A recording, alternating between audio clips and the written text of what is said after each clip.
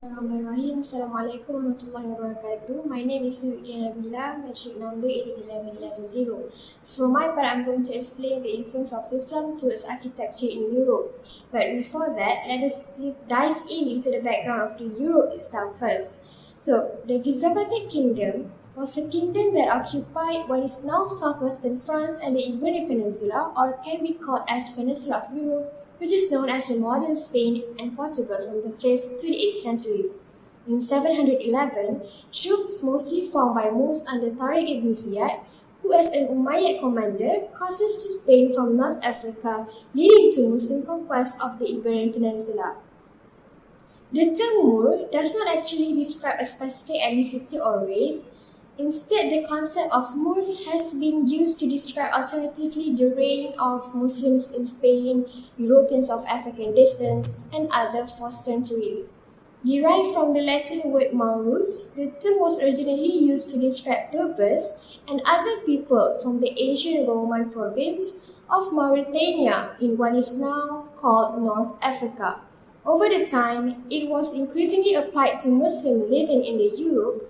Beginning in Renaissance, Moor and blackamoor were also used to describe any person with dark skin. The Muslim conquest of the Iberian Peninsula, also known as the Umayyad conquest of Hispania or the Umayyad conquest of the Visigothic kingdom, was the initial expansion of the Umayyad Caliphate over Hispania, which is the Iberian Peninsula, from 711 to 788. The conquest resulted in the destruction of the Visigothic kingdom and the establishment of the independent emirate of Cordoba under Abdul Ar-Rahman I, who completed the unification of the Muslim-ruled area that known as Al-Andalus. The conquest marks the westernmost expansion of both the Umayyad Caliphate and Muslim rule into Europe. Al-Andalus then became a prosperous cultural and economic center where education and the arts and science flourished. And over the time, the strength of the Muslim state diminished, creating inroads for Christians who resented Moorish rule. For centuries, Christian groups challenged Muslim territorial dominance in Al-Andalus and slowly expanded their territory. This culminated in 1492, when Catholic monarch Ferdinand II and Isabella I won the Granite War and completed Spain's conquest of the Iberian Peninsula, and eventually the Moors were expelled from Spain. So, for the next part, let us see how Islam influenced architecture in Europe. Moorish architecture is an architectural style which historically developed in North Africa and the Iberian Peninsula. The term Moorish comes from the European designation of Muslim inhabitants of these regions as Moors. The style blended influence from Berber culture in North Africa, Pre-Islamic Iberia such as Roman and Visigothic, and contemporary artistic currents in the Islamic Middle East to elaborate a unique style over centuries with recognizable features such as the Moorish arch, an elaborate geometric and arabesque motif in wood, stucco, and tile work. Major centers of this artistic development included the main capital of the empires and Muslim state in the region's history, such as Cordoba, Seville, and Granada. Even after the Muslim rule ended in Spain and Portugal, the legacy of Moorish architecture was carried on in the Mudejar style in Spain, which made use of Moorish techniques and designs and adapted them to Christian patrons. Much later, particularly in the 19th century, the Moorish style was frequently imitated or emulated in the New Moorish or Moorish Revival style, which emerged in Europe and America as part of the Romanticist interest in the Orient, and also notably as a recurring choice for the new Jewish synagogue architecture. So for architecture, we have two types of architecture, which is Moorish and Mudejar architecture. So for Moorish architecture, the style of architecture used in from Iberian Peninsula from 13th to 16th century. One of the most distinguished characteristics of Moorish architecture is the plain exterior of the structure with an exquisitely ornate interior. The Moorish people were nomads and lived in tents, so this naturally translated into the interior of the tent being the one that was decorated with beautiful textile, lush gardens, and simple portable finishings.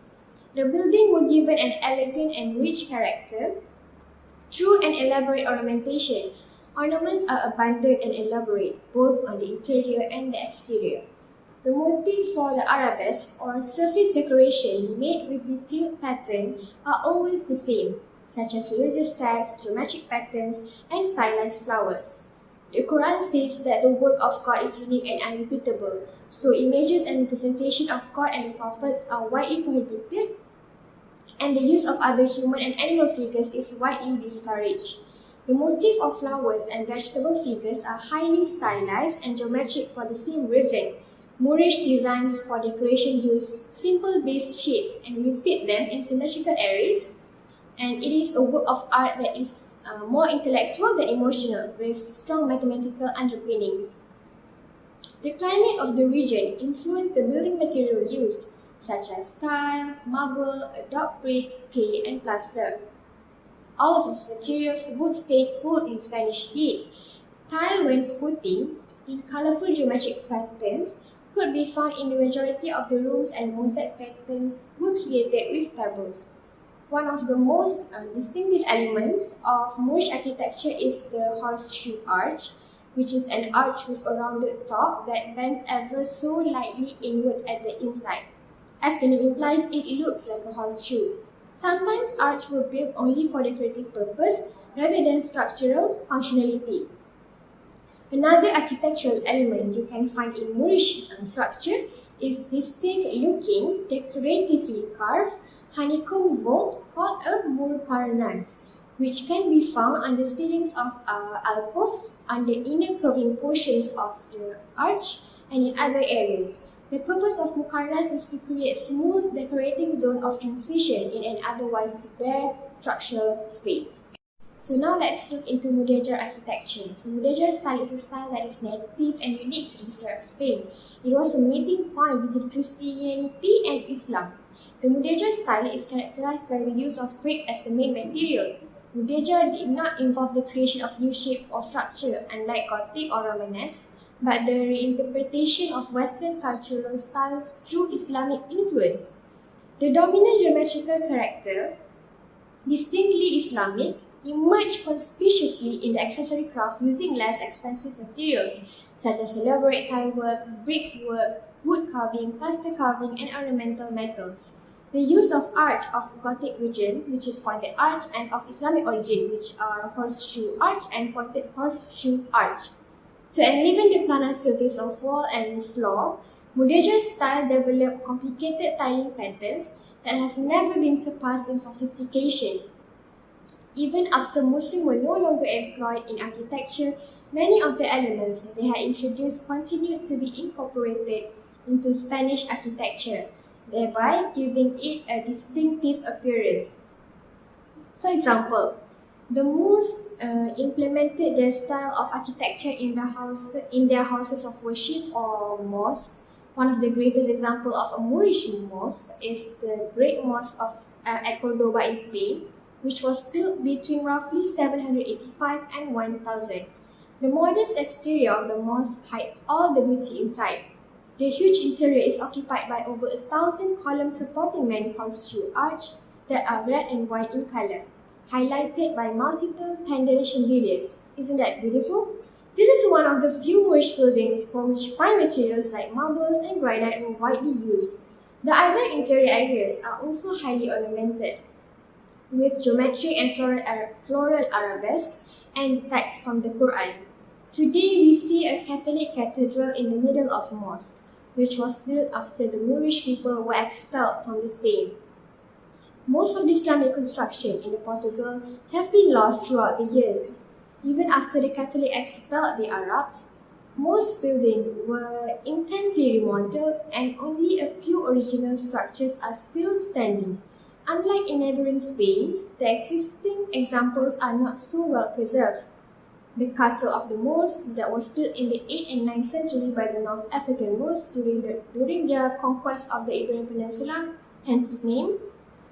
The Moors chose a strategic military location high in the mountains over the river Tigris, in Portugal. So this military structure was built on top of a mountain to protect the population and the agricultural land around it. It has a double line of walls that run irregularly along the slope terrain.